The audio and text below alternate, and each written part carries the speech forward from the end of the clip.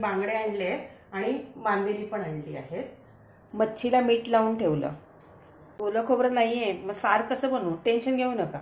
हे सुकं खोबरं घ्यायचं, भांड्यात घ्यायचं, त्याच्यामध्ये गरम पाणी ओतायचं, 15 मिनिटं ते गरम पाण्यात भिजत ठेवायचं आणि त्याच्यामध्येच साराला दाटपणा येण्यासाठी अर्धा चमचा तांदूळ पण भिजत ठेवायचं.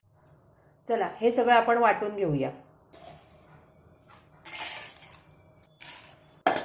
वाटण तयार. लसूण, कांदा, त्याच्यात वाटण ओतून घेऊया. किती पातळ हवं तेवढं पाणी घालायचं. चवीप्रमाणे मीठ टाकू, अर्धा टोमॅटो टाकू. साराला उकळी आली त्याच्यामध्ये मासे सोडूया, कोकम टाकूया. सार तयार झालं. कोथिंबीरने गार्निश करूया. आगूळ, मीठ, मसाला कालवून माशांना लावून घेऊया. मच्छी फ्राय करूया.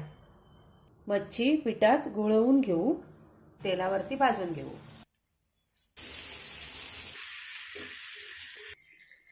मच्छी फ्राय तयार झाली.